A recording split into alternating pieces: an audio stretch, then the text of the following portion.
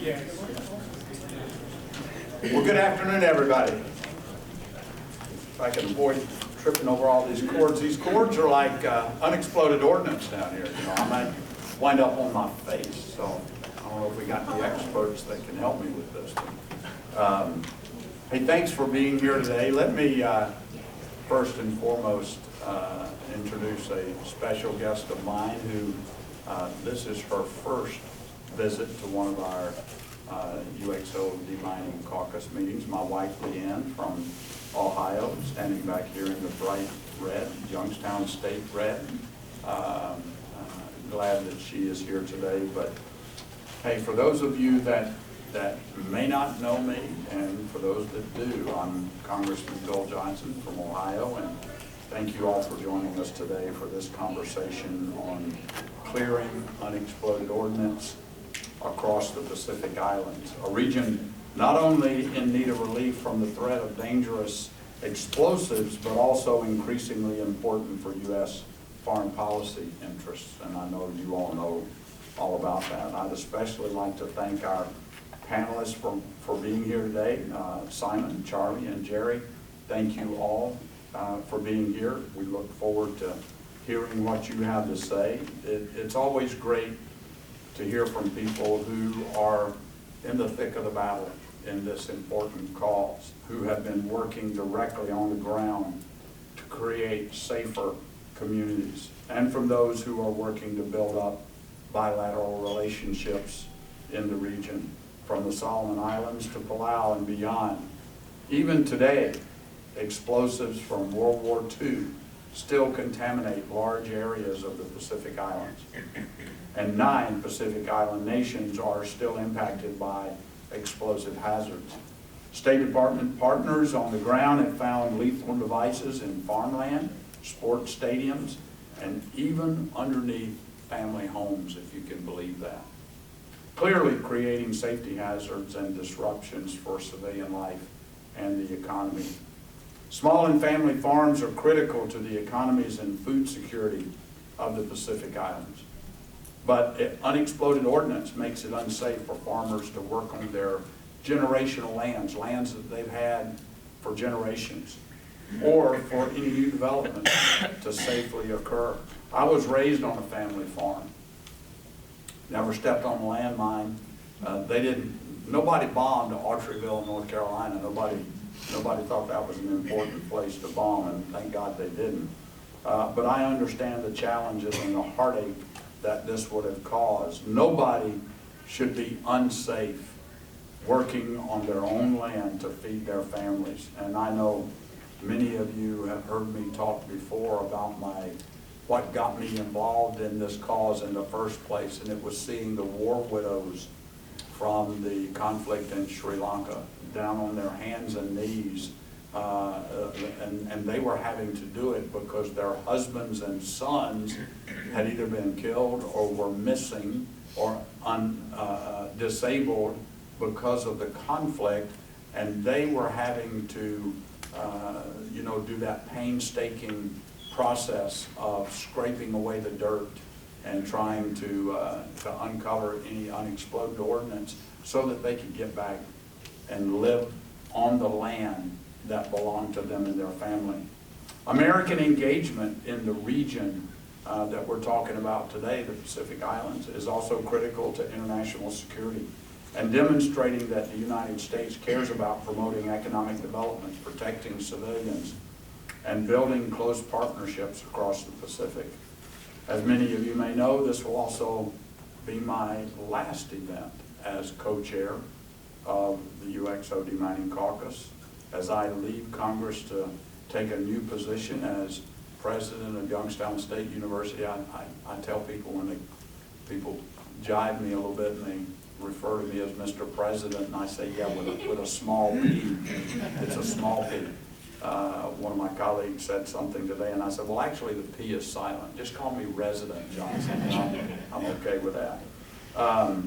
But it is in my district. It's in my home state, obviously. And I'm proud of the work that we have done here, though, together in my past 5 years as serving as co-chair of this caucus.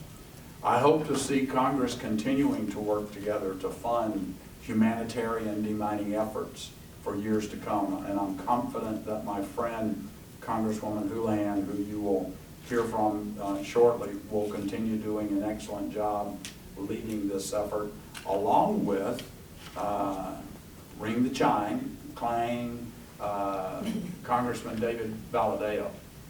He was actually involved, and I think Laura helped me, he was a co-chair before I was, and then he left Congress for a while. And when I saw him over the past few weeks, and I said, hey, you know I'm leaving. I'm the co-chair of the UXO Demining Caucus. Do you want it back? He stood up and said, yes, I do want it back. So he is really excited about getting back involved. And you all, if you don't know him, he's a lot bigger and a lot more handsome than I am too. So you'll enjoy working with him. So without further ado, though, let me turn it over to my dear friend and colleague, and also a fellow Air Force veteran, Representative Hullahan, for her remarks.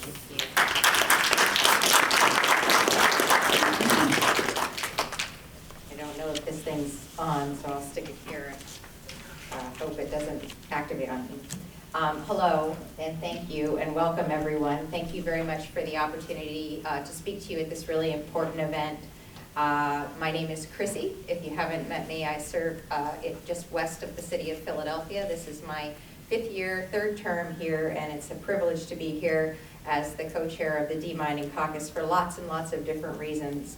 But one reason particularly is that we of course want to make sure that the United States leads in doing everything that we can to protect and to clear the world of these sorts of harmful remnants of wars past and wars current as well. I'm also a member of the House Armed Services Committee, which gives me the opportunity to certainly be at the forefront of these conversations about national security initiatives and policies as well. And last summer, as a member of this committee, I was able to travel across the Indo-Pacific and meet with colleagues in Indo-PACOM, talking to them about the Pacific Fleet and Hawaii, and amongst all of the conversations about the region and its history in this particular issue. We spoke about the importance of supporting security in the Pacific, and within that, the importance of strengthening partnership between allies and other nations in this region. And finally, this topic is deeply important to me because I'm, as you mentioned, a veteran, but also important to me, a 3rd-generation veteran. My father served in Vietnam, my grandfather in Korea. I was a small child in Okinawa growing up. My mother was a small child in Yakuta growing up. We traveled all over the Pacific region. We're stationed in Hawaii as a senior in high school. So this particular region is very, very personal to me. And my father is a U.S. naval veteran who, as I mentioned, served in Vietnam, also is now engaged actively as an 80-something-year-old writing historical nonfiction on this particular region of the Pacific as well. So to this day, I am grateful to have the opportunity to think about these issues, particularly in the Pacific and in the Pacific Islands. And it means that we need to take responsibility for clearing the unexploded ordnances, and that the United States very much needs to be part of that Pacific strategy. I'd like very much to thank today's briefers who are here today to speak about this important topic. I look forward to being able to help develop policy in this area and move it forward in the Armed Services Committee. Unfortunately, as is the plight of most members of Congress, I am not able to stay for the entire experience that we're all going to go through, but I did want to take this opportunity to thank you, Mr. Chair, Congressman Bill Johnson, for your years of dedication to this caucus and to the work that you've done in humanitarian demining. You will be sadly missed, but I'm certain that your community wants you back, and I'm certain that you're going to be in good hands back with your community. And the world is definitely a better place because you have been here in this position, and I want to wish you the absolute best luck at Youngstown State University. Thank you for everything you've done in supporting the life-saving demining programs around the world, and particularly, very, very importantly, in doing that in such a bipartisan fashion. We will miss you dearly, but I'm prepared, as you mentioned, to keep up the work with everybody who's involved in this caucus. and look forward to working with your successor, whom I've already worked with pretty extensively on the Bipartisan Climate Solutions Caucus. So I'm very happy about that as well.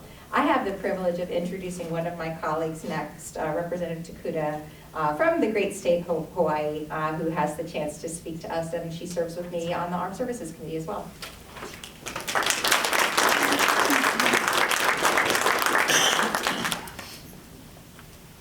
Good morning, and mahalo first of all to Chairwoman Hullahan, outgoing Chairman Johnson. Thank you so much for your leadership in this area. I will tell you, as you know, I'm a freshman in Congress. I wouldn't say that the first thing that came to my mind when I came to Congress was, okay, I'm going to join the Unexploded Ordnance, and Demining Caucus. However, I will tell you that it is very top of mind for me. If any of you have been to Hawaii, as Chrissy knows, has lived there, Unexploded Ordnances, this is literally in our backyard. First of all, we care about our sisters and brothers in the Pacific Islands. For us, it's not about whose district it happens to be, what territory it is, whose obligation. This is a universal commitment we have to make sure that where people put their feet, where they raise their children, where they grow their businesses, where they have their livelihoods, that it can be safe to step in. I can tell you myself, with Hawaii as my own backyard, that my children and I have pulled out casings and munitions during low tide from a beach right down the road from our home, remnants of World War II. Right where my family had a farm and my aunties continue to live and my constituents are, just in the last decade, having to have warning signs because we have unexploded munitions right there in Maunawili Valley. Everywhere from Waianae to right up the road from my house in Kahalu. Literally, UXOs are something people have to be aware of in terms of where you hike, where you fish, where you gather. Because during World War II and even beyond and before, as most of us know, Hawaii was a training ground. Hawaii was a testing ground. And as recently as the last decades, we have literally pulled dozens, if not hundreds of munitions out of the ground. If anyone is familiar with Kaho'olawe, that is in my district. It is uninhabited though. Other than the brave men and women who are spending their livelihoods and their lives and their mission to demine the island that is riddled with millions of pounds of munitions there as a result of testing during World War II. An example, again, in my own backyard, in my district, of where we have to make sure that we correct the injustices and the wrongs of the past.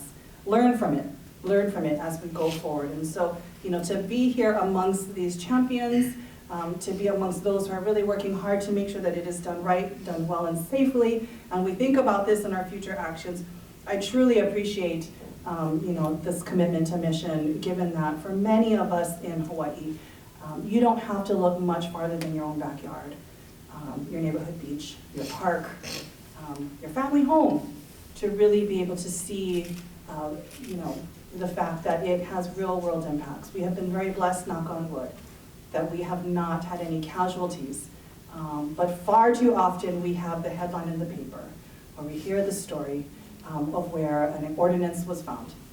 And thankfully, it was found before it could do any lasting or devastating damage to any of our constituents. So for myself, this commitment is both to our home and my people in my district, but also understanding that collectively, especially in Hawaii, as you know, growing up there, we sit as a collective ohana to the entire Pacific Island community.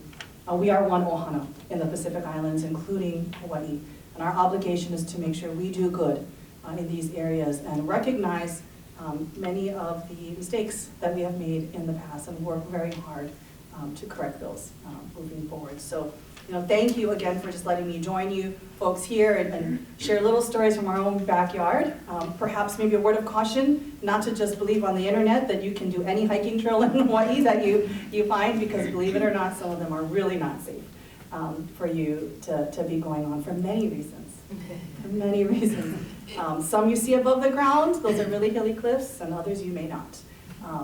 But again, it is an honor for me to be a part of this caucus, and I look forward to the work that we will all do together. So, mahalo again.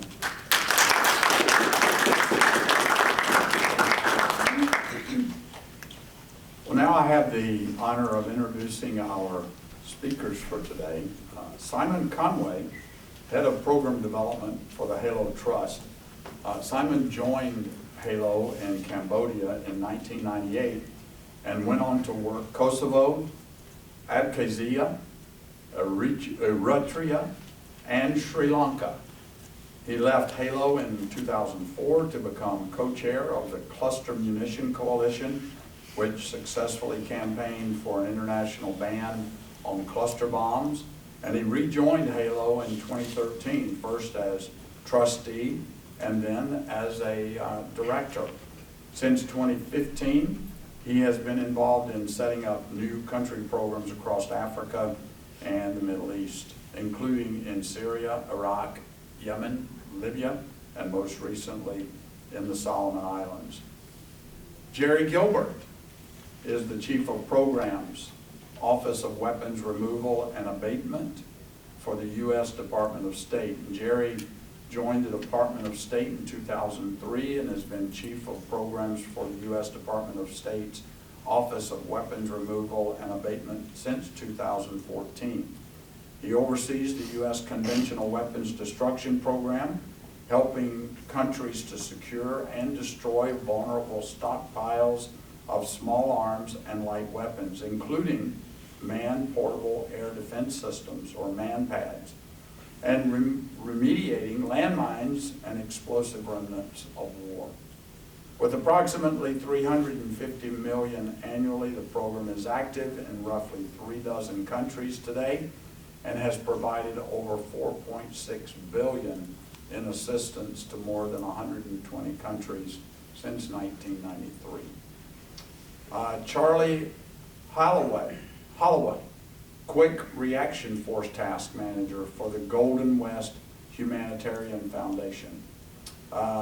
Charlie is the task manager for the PMWRA Quick Reaction Force. He retired from the U.S. Army in 2006 and as an explosive ordnance disposal specialist. That's a tough job. And has been a key part of the PMWRA QRF Quick Reaction Force program since its inception in 2008 through the present time.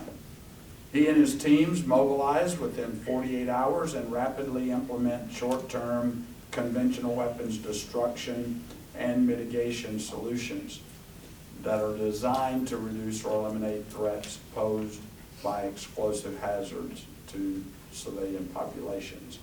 And so with that, let me turn it over to our speakers, and then we'll go to QA. Simon? Well, first of all, thank you to the Demining Caucus for allowing us to speak, and specifically to the co-chairs, to Representatives Johnson and Hullahan, and also to Representative Takuba for being here. And also the representatives of the State Department and everyone who's come, so thank you. Today I'm going to talk to you briefly about, or I'm going to try to.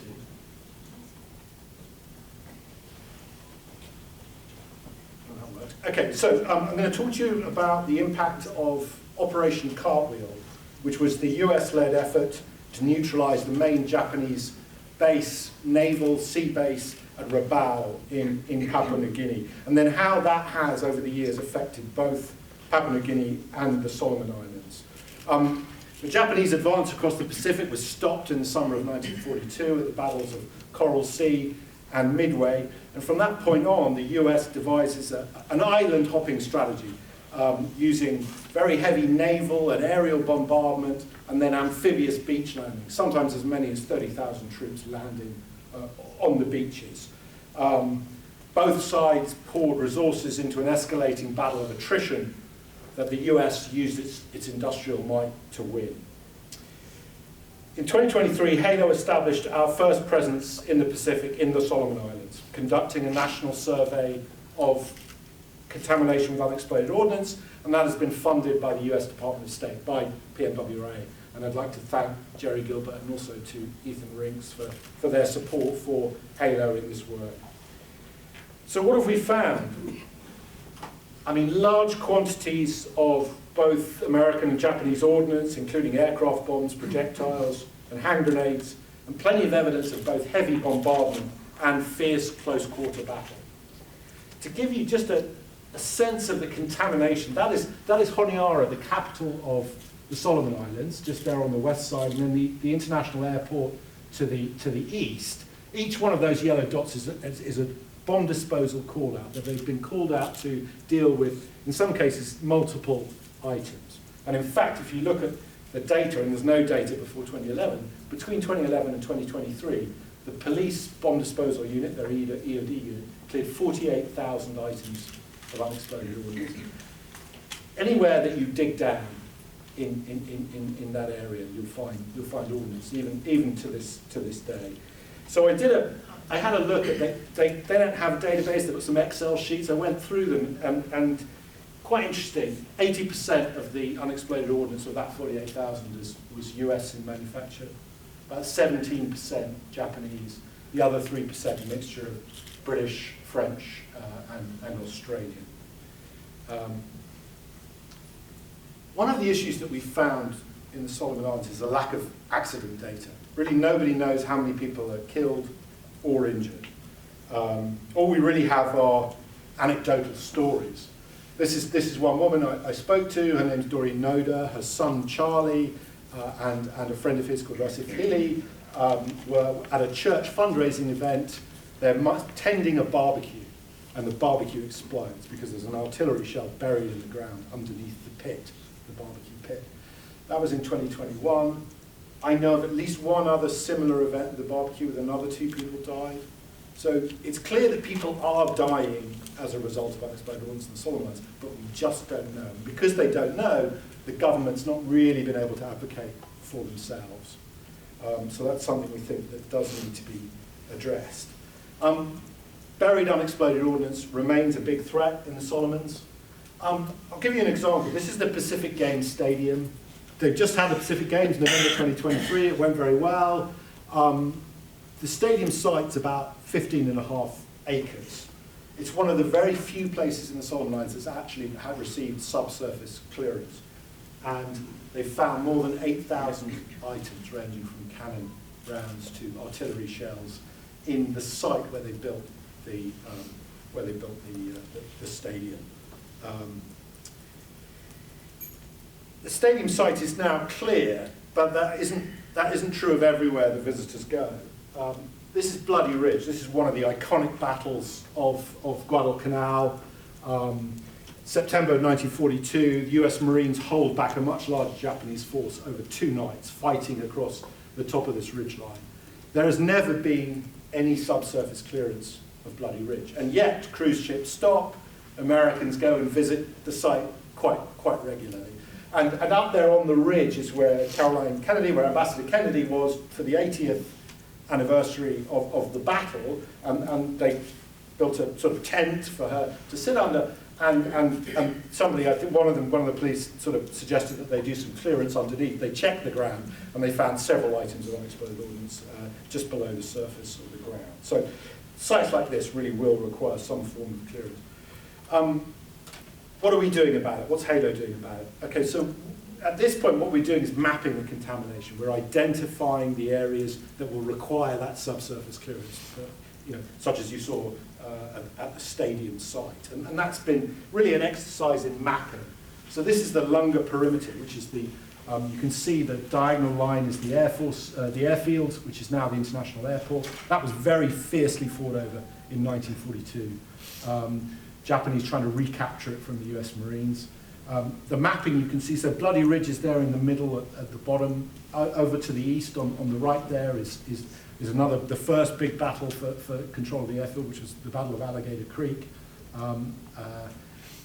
The green shapes you can see there, those are areas that have been cleared. So that's local commercial companies have done some clearance, and it's a good sign that there is a local industry for it, but it's really not at the kind of scale that's required.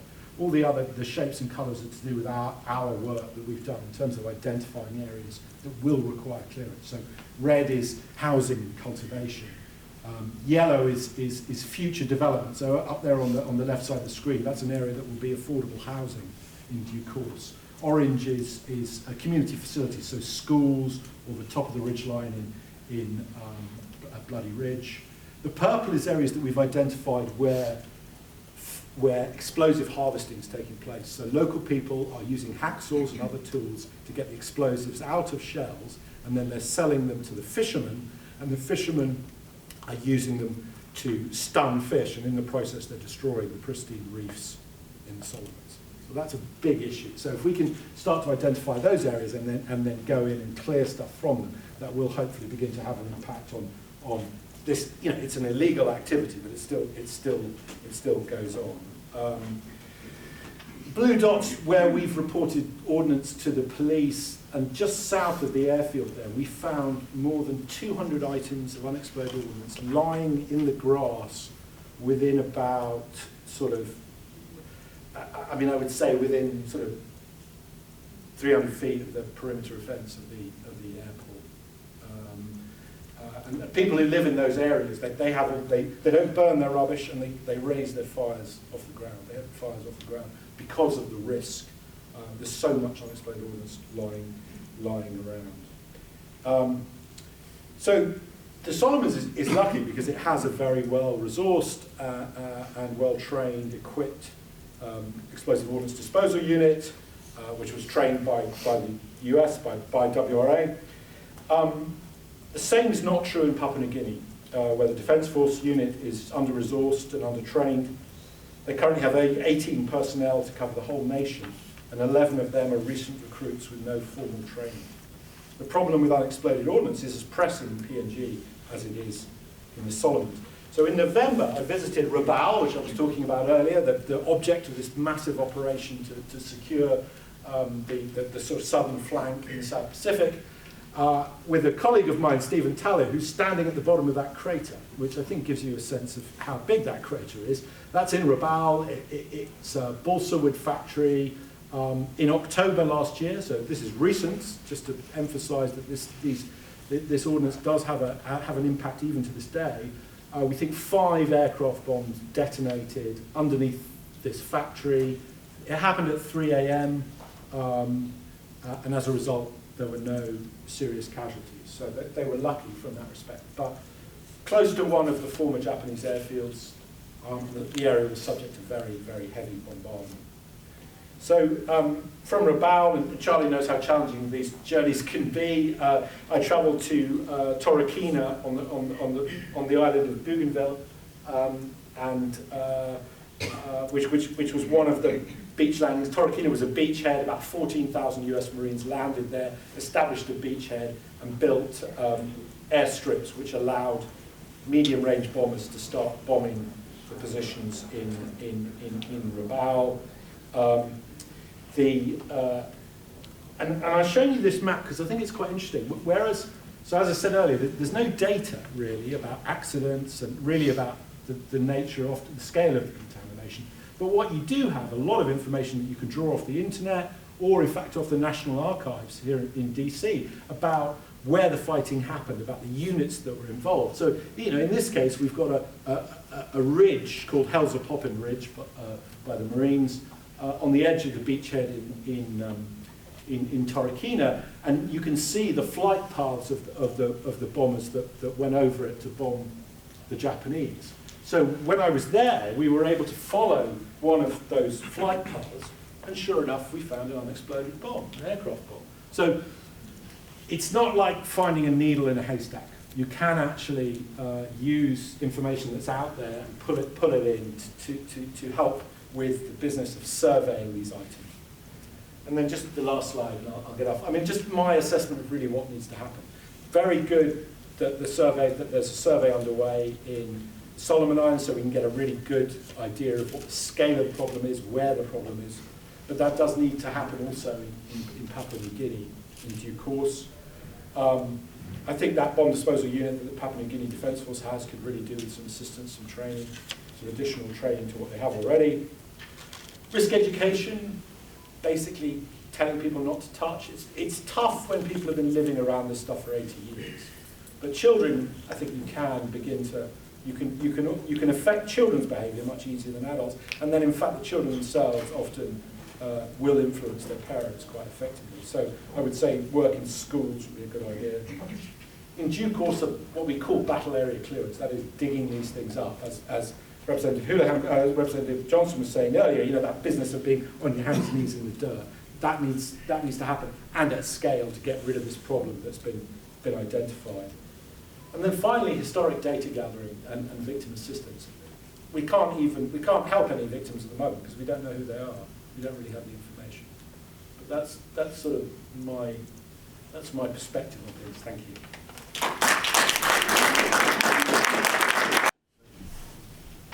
Charlie, come on up. Yes, sir. Thank you for having me. Thank you for the invitation. As Congressman Johnson mentioned earlier, Charlie Holloway. I work for the UXO Humanitarian Foundation. Charlie, can you pull the microphone up a little closer to you? Thank Yes, you. sir. Yeah, thank you. I see your landmines back here. Yeah. Is that better? Yes, thank you. We've gone west since 2013, but just to back up a little bit, as the Congressman mentioned, I retired from the Army Explosive Ordnance Disposal Program in 2006. Spent the next year in Iraq with Tetra Tech on the Coalition Munitions Clearance program. And then, excuse me, and then in 2008, I was selected by DynCorp International to serve as the senior BOD advisor for the newly established Quick Reaction Force with PMWRA. Very fortunate. So from then till 2013, PMWRA, they transitioned the program for a contract to a grant, cooperative agreement, and then Golden West was selected competitively for that award, and then they graciously just had me come over and continue my work with them.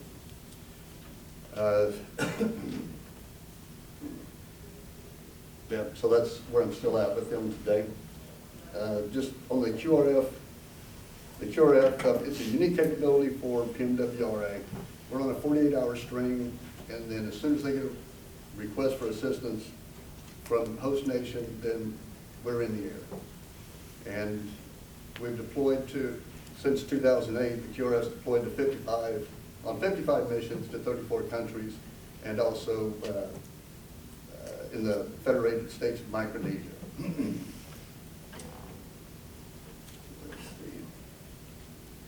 And then just reference the Pacific. We deployed to Papua New Guinea, Kiribati, Palau, Tuvalu, Soloman Islands, Marshall Islands, and the Federated States of Micronesia. That's Pohnpei, Yap, and Ulysses Atoll. Give you an idea what those missions were focused on. And again, we're short term. The QRF doesn't go in and do one-year programs or two-year programs. It's just in and out, and then take care of what the emergency task is.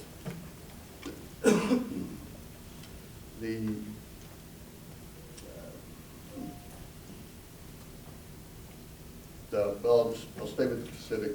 So in Papua New Guinea, we were there in 2009 and 2010. We spent a month at Torquay,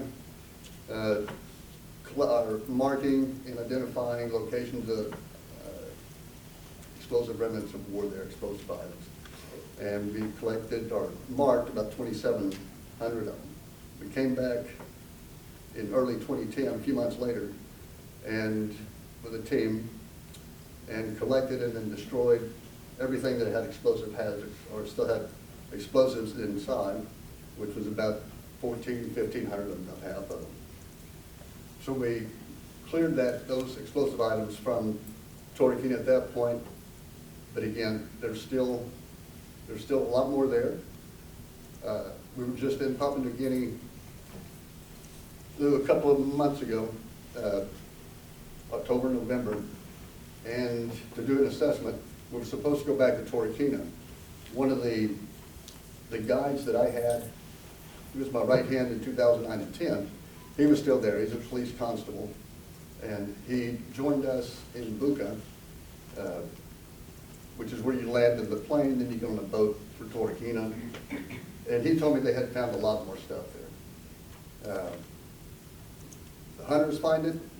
They run across it when they're in new areas.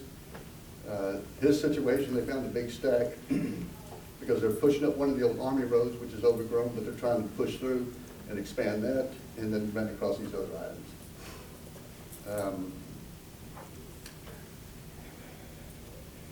but we never made it to Torquay. That was politics on their side.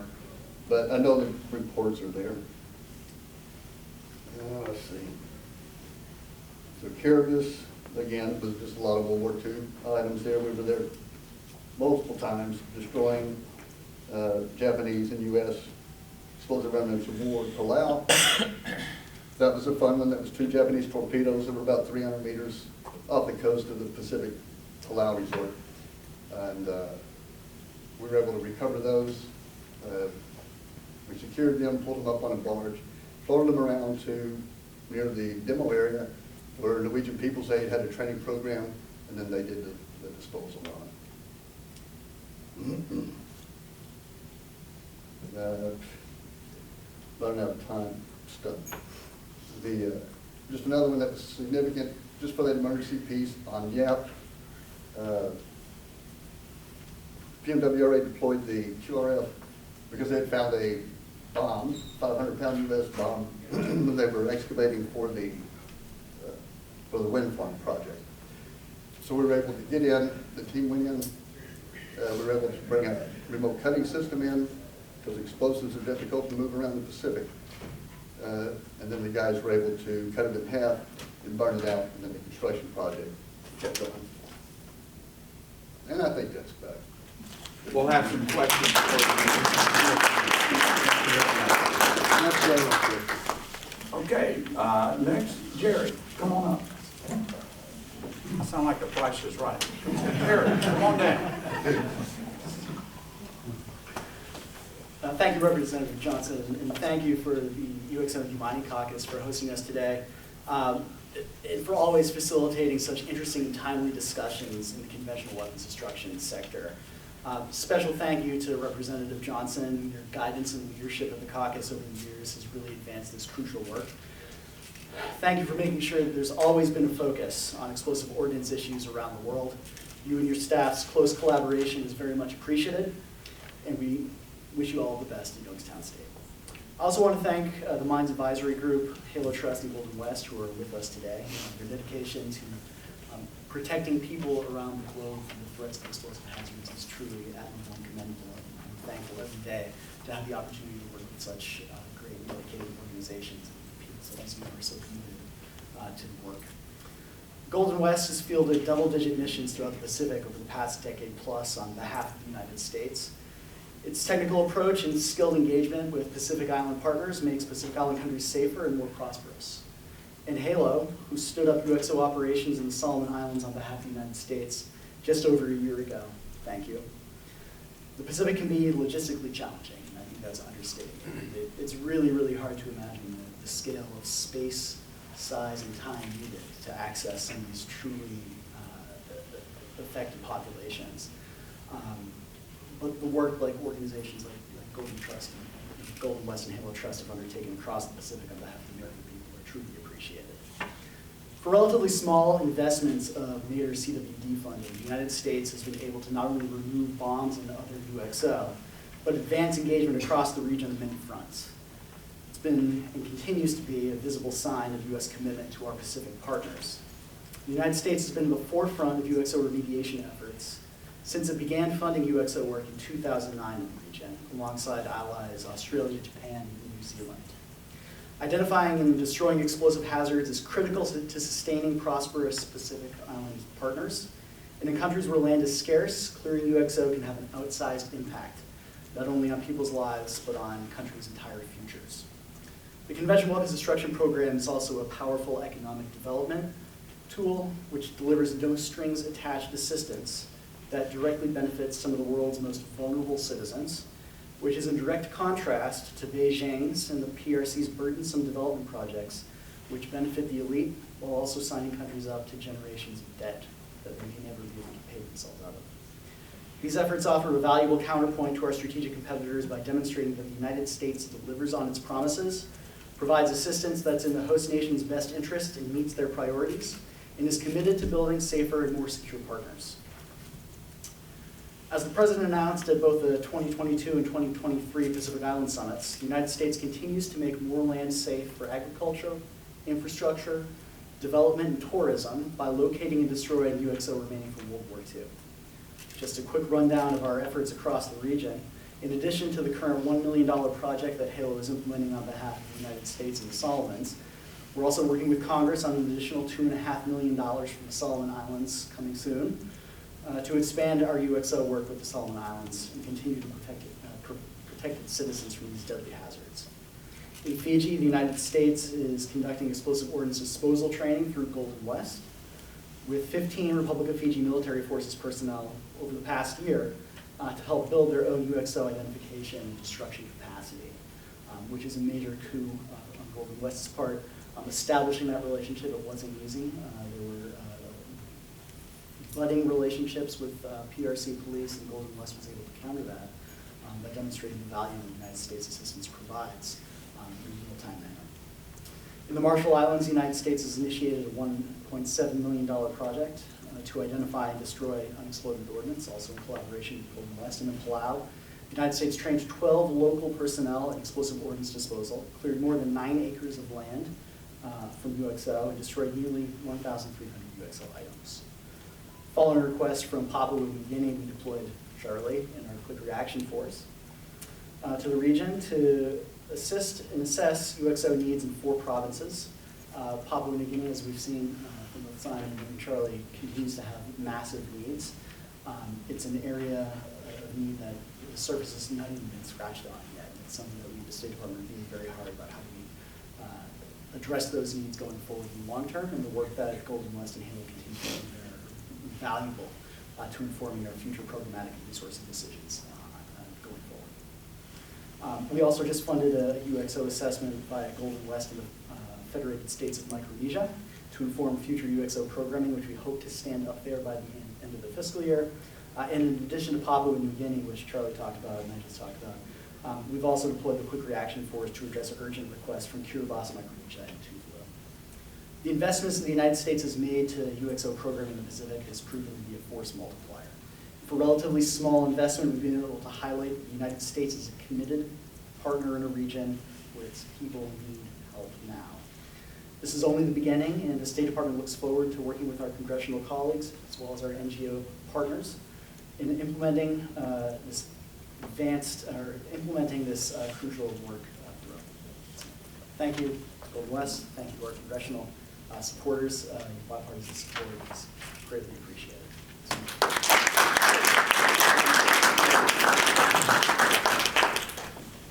Well, thank you, Jerry, Charlie, and Simon for your very edifying remarks.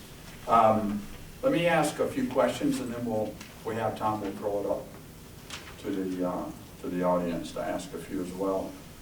This work in the Pacific Islands has been quickly expanding in the past few years. Why do you think there's now been such renewed interest in clearing UXO in the region?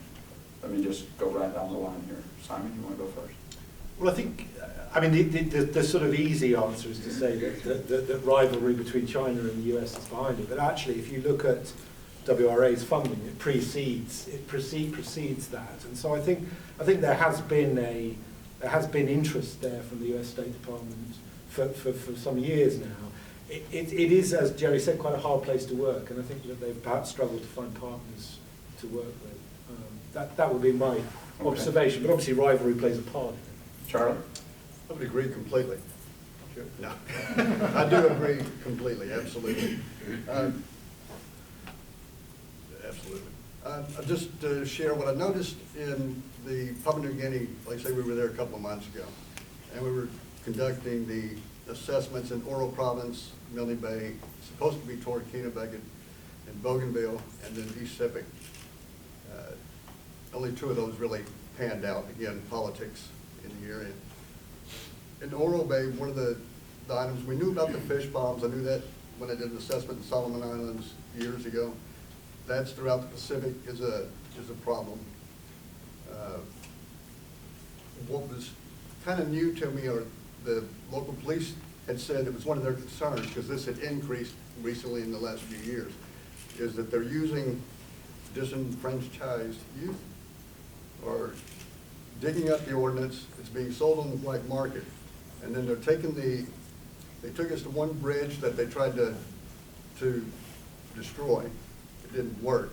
But they'll take the ordnance and then they'll build a fire or put it on a fire and then wait for it to explode. The attempt there was to damage the bridge, the main bridge going through between towns. And then there was also reports that they had used that same tactic between rival gangs or tribes with their beefs. The other was, the big concern was small arms that were being excavated, dug up, and then sold on the black market. And it's fueling the crime on the streets. Again, the rivalries between gangs, whatever feuds they have. And what was the other? But there was two big ones. I don't know if that's increased in support, but that's just some of the reasons that Oro, the governor of Oro, had an increase locally. It was because of those events happening. Okay, thank you, Joe. Jerry? Yeah, I think, you know, like we've talked about, I think strategic competition with the PRC has just brought greater attention to the Pacific region in general. And it's woken a lot of folks up to a region that perhaps some Americans kind of took for granted for the past several years, given historic relationships. But beyond that, I think, Simon, you also mentioned the fact that people have just been living with UXO for 80 plus years. It's a way of life. And one of the challenges that we've found is that getting people to understand that life doesn't have to be that way. And just educating them, there are tools and programs available to help them overcome these challenges. The more they become aware of it, the more they want it. Okay, thank you, Jerry. We are running a little long, so I think I'm going to go to the audience now and see if anyone in the audience might have a question at this point. Anybody? Yes, ma'am. Smith with Representative John Gardner's office.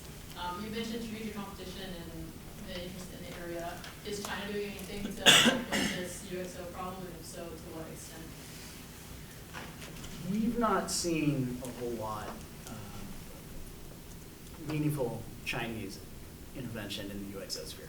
What we have seen is them trying to, seize the conversation in forums like ASEAN, which has a UXO working group, and they've worked themselves into a co-chair role there, where they're able to talk a mean game about establishing regional standards and that sort of thing. But at the end of the day, the assistance they're providing, it's not a whole lot. We're seeing like lots of equipment dumps.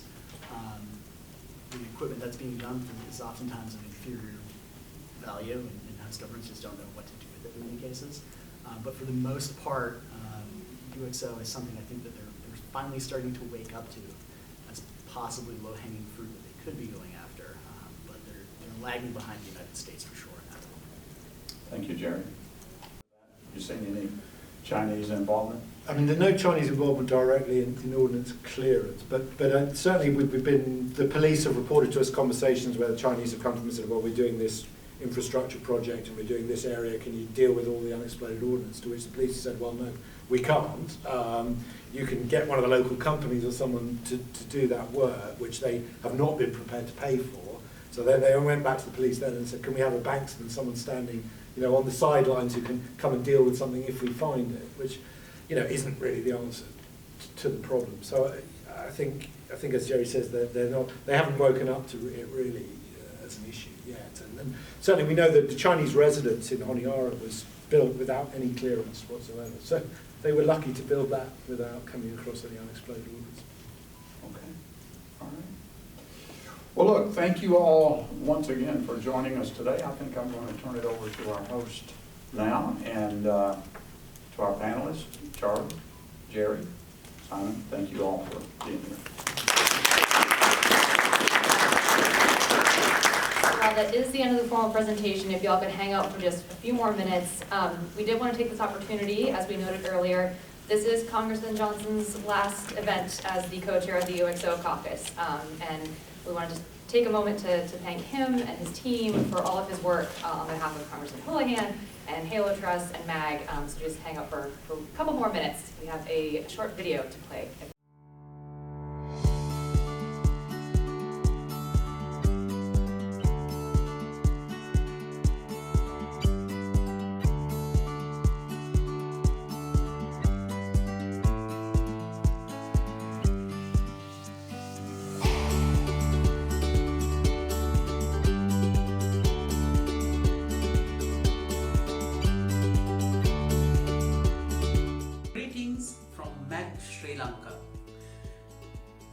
heard that you will be soon retiring from the US Congress.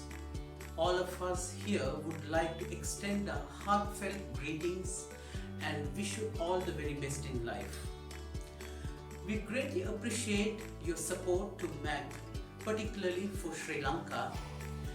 We are happy to let you know that we are getting closer to our goal of becoming a mine-free nation. We were able to achieve great heights because of US funding. Hence, each and every one of us here in Sri Lanka would like to thank you for your support and assistance. Finally, on behalf of all at MAG Sri Lanka, I would like to express our thanks and gratitude. Nandri, Vanakkam, Stuti.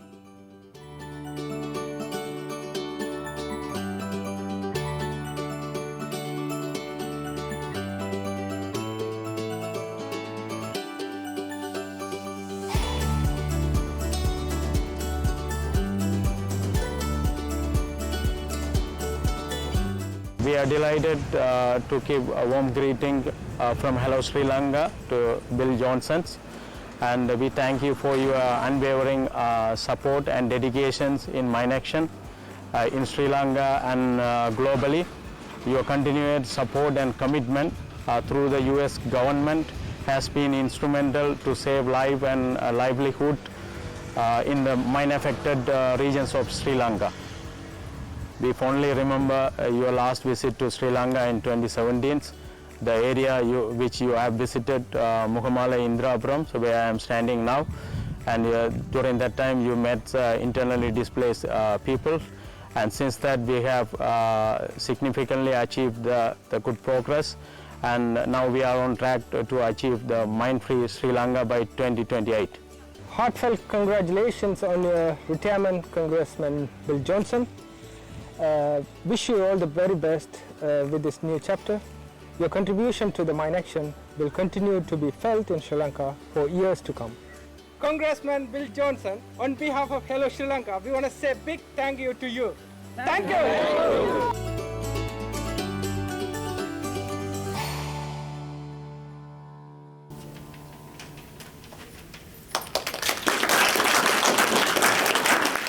Hi everybody, I'm Dave from MAG. Just real quick, wanted to follow up on that and say we representing the mine action sector very much wanted to take a moment to honor Congressman Bill Johnson at this his last event. Congressman Johnson has been one of Congress's strongest supporters of U.S. mine clearance programs and the conventional weapons destruction account for longer than I've been in MAG. And from my first day, he's always had an open door and been so generous with the time of himself and his wonderful staff. Apart from issues of mine action and of course your passion for clearance operations in Sri Lanka, we've often ended up discussing various topics of military history. So we thought this might make a fitting tribute to you. This is a replica of the P4 Mark I, one of many types of explosive remnants of war that littered Sri Lanka when you first visited the country and became passionate about the issue. So to commemorate the many thousands that have been removed to save lives and livelihoods, thanks to Congressman Bill Johnson and his leadership of the Congressional UXO and Demining Caucus. Wow. Thank you very much. Should I press it?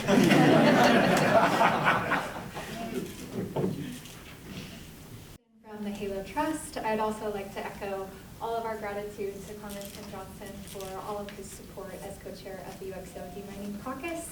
We wish you all the best of luck in your new role, and we hope you'll be with us in Sri Lanka when the country reaches mine-free status in a few short years. We also want to recognize the exceptional contributions of somebody else in the room, and that would be Congressman Johnson's Legislative Director, Laura Dyer. Despite managing a humongous portfolio of issues, Laura has made CWD programs a huge priority and has always, like Dave said, had an open door, from organizing caucus briefings to circulating sign-on letters, from emceeing events to making sure the House of Representatives is well aware of issues related to demining programs. Laura has made a significant impact, and so we wish you all the best. Thank you for everything, and we would also like to offer you an award.